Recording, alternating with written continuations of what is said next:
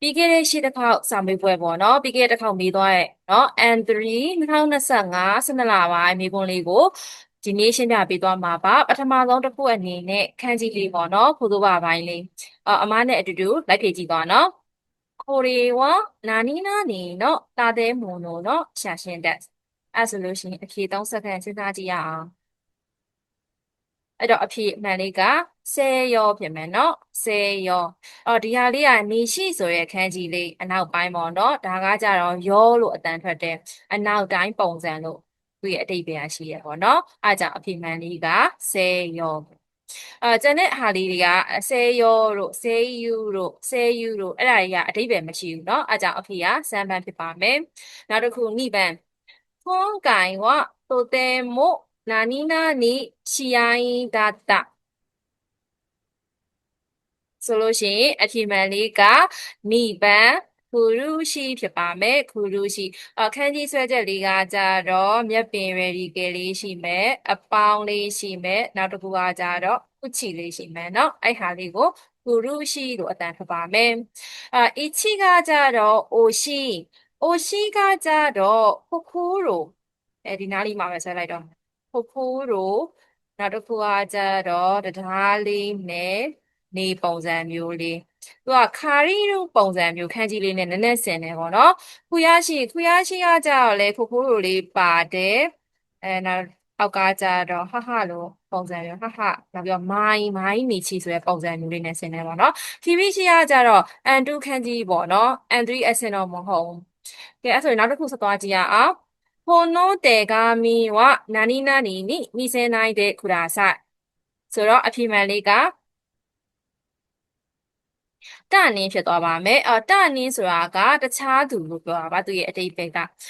တလေးရကြတော့လေစနေတော့ဟိုခါနိုးဆိုရဲ့ခန်းကြီးလေးအဲ့ဟိုခါနိုးရဲ့သူ့ရဲ့အုံရောမီကတအားကြောင့်မို့လို့ဟိတိုခန်းကြီးလေးနဲ့တွဲလိုက်တော့တနင်းဆိုပြီးဖြစ်သွားတာပါကျန်တဲ့အတိတ်ပဲကတန်းချင်းတို့တချင်းတို့တန်းနင်းတို့အဲ့ဟာရဲ့အတိတ်ပဲမရှိဘူးเนาะယောမန်昨日は何々で学校を休みました。အဲ့တော့အဖြေမှန်လေးကဖုခုစုဖြစ်မယ်နော်ဖုခုစုဒီဟာလေးကဟာရဆိုရဲ့ခန်းကြီးလေးဟာရဆိုတာက1 byte လို့ပြောတာပါစုကကြတော့လေဤတိုင်းနာကျင်သောဆိုရဲ့ခန်းကြီးလေးအဲ့အကြောင်းမို့အဖြေမှန်ကသူတို့နှစ်ခုရဲ့အုံရောမီပေါင်းလိုက်တော့ဖုခုစုဘိုင်းအောင်ခြင်းဖြစ်ပါမယ်ဖုခုစုဆိုတာကမရှိပါဘူးဇုစုကကြတော့ခေါင်းကြိုက်တာနော်အာတမခန်းကြီးလေးကကြတော့ဒီလိုပုံစံမျိုးလေးเนาะအားအကြောင်းမို့လို့အဖြေမှန်လေးကအချီပိုင်းဖြစ်သွားမယ်เนาะ5番ကスキーの駅が何々ですအဲ့တော့အဖြေမှန်လေးကရှူတန်ဖြစ်မယ်เนาะရှူကကြတော့ owarimas ပြီးဆုံးနေဆိုရဲအတိတ်ပဲရရပေါ့เนาะ owarimas ဆိုရဲဒီပုံစံမျိုးလေးတန်းကကြတော့တန်းစုအရေးအတွက်ရမယ့်အရေးအတွက်ကိုပြောချင်တဲ့နေရာမှာတောင်းတယ်အဲအကြောင်းအဖြေမှန်လေးကရှူတန်ဖြစ်မယ်ကျန်တာရှူတန်ဂျူတန်ဂျူတန်အဲ့ဒါအေကအတိတ်ပဲမရှိဘူးเนาะတော့ခုပဲမိုးစကိုရှိကိုချီရတဲ့ကူရာဆိုင်အဲ့တော့အဖြေမှန်က3番ဖြစ်မယ်เนาะအိုမာချီကူရာဆိုင်ဖြစ်မယ်အိုတာချီမဟုတ်ဘူးအိုမိုချီမဟုတ်မိုချီရကြတော့လေဒီလိုမျိုးလက် radical လေးเนาะ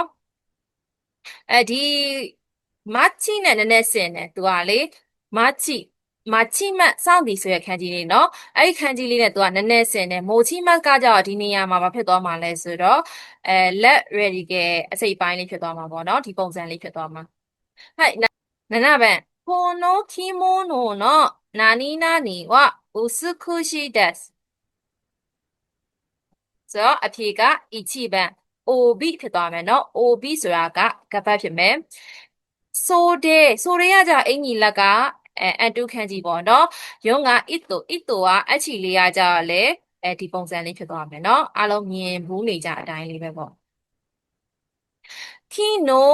母から何々が届いたဆိုတော့အဖြေမှန်ကယူပင်ဆိုတာကစာတိုက်ဆိုရဲ့အထိပ္ပယ်ပါရောပင်လည်းမရှိဘူးရောပင်ယူပန်းနေအဲ့ဒီအထိပ္ပယ်ရမရှိတဲ့ကြောင့်အဖြေမှန်ကယွန်ပန်းဖြစ်သွားပါမယ်ဟဲ့မွန်နိုင်နီကကြတော့သူက ဖတ်ပုံဖတ်နည်းဟီရာဂါနာနေပြီးတော့ခန်းကြီးကိုပြန်ပြီးရေးခိုင်းတဲ့ပုံစံမျိုးပေါ့နော်ခိုနိုအတာရီဝမန်ရှင်းကအိုဤဒါဆိုလို့ရှိရင်အတာရီကဘာခန်းကြီးလေးဖြစ်မလဲ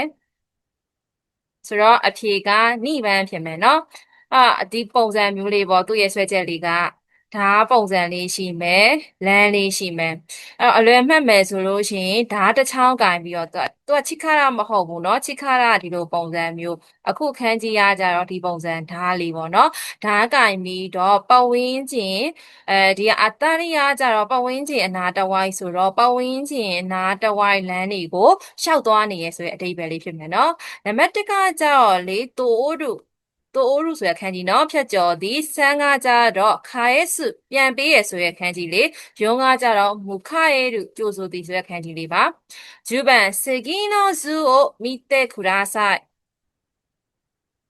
ဆိုတော့အဖြေမှန်ကနိဗ္ဗာန်ဖြစ်သွားမယ်เนาะအခန်းကြီးလေးကိုကြည့်မယ်ဆိုလို့ရှိရင်သူကဘောင်လေးရှိပဲဘောင်လေးထဲမှာအဆက်24နဲ့မဲ့လေးနဲ့ပေါ့เนาะအဲ့ဒါလေးကိုဆွဲပြီးတော့သူကဘောင်ခတ်ထားတဲ့ပုံစံလေးအလွယ်မှတ်မယ်ဆိုလို့ရှိရင်ဘောင်ထဲမှာမြေပုံနှစ်ခုကိုဆွဲထားရဆိုရင်ပေါ့အထိပ္ပယ်မျိုးဖြစ်သွားမယ်ပေါ့เนาะဤချီရကြတော့ရုပ်ပုံကားချမ်းစမ်းကားကြတော့အိုမိုးတဲ့အိုမိုးတဲ့ဆိုတာက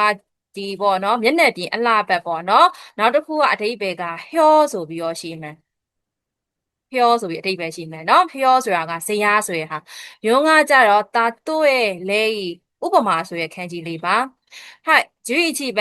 貯金が少し減りましたဆိုတော့အဖြေကယွန်ဘန်ဟေရာစုဆိုရခန်းကြီးလေးပါယော့နေသည်ဆိုရဟာအချီယာကြတော့ခိုမခိုင်းခိုဆိုရင်ခိုမခိုင်းပင်းငယ်တော့ပိန်ပါတော့ဆိုရအတိတ်ပဲနိကဟီခွီနေနေဆန်းကကြတော့ခဲစုဆိုရခန်းကြီးလေးနော်ခဲစုဆိုတာကမင်းငိမ့်သက်သည်ဆိုရအတိတ်ပဲမျိုးဂျူနီဘန်ရိုင်းနန်ခိုခိုနီဖိုဒိုကဒေခီရုဆိုတာဆိုတော့အဖြေမှန်ကစံပန်ဟိုဒိုဆိုရဲ့အဓိပ္ပာယ်မြန်မာလိုကလူသွားလန်းရှောက်လန်းဆိုရဲ့အဓိပ္ပာယ်ပေါ့နော်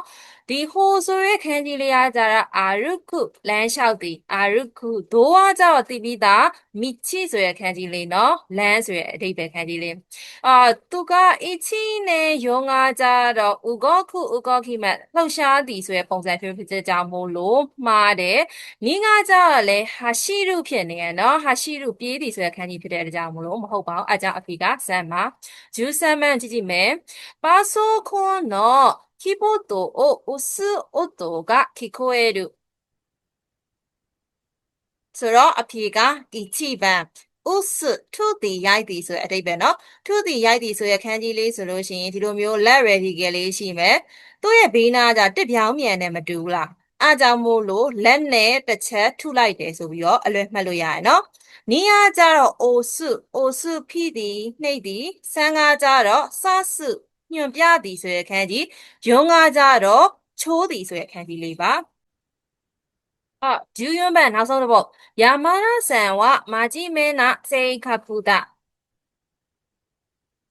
ဆိုတော့အဖြေမှန်လေးကစမ်းပန်းဖြစ်ပါမယ်စေခခု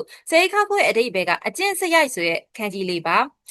အီချီနဲ့ယွန်းနဲ့ကကြတော့ဒီစေကြီးကိုသုံးထားရပေါ့နော်အဲ့စေကြီးကကြတော့လေသူကမျိုးရိုးနာမည်မှာသုံးတာနော်မျိုးရိုးနာမည်မှာသုံးတာဖြစ်တဲ့ကြောင့်မို့လို့မှားပါတယ်သူကအရှိမအွန်နာပုံစံလေးပေါ့နော်နီးကကြတော့စေခခု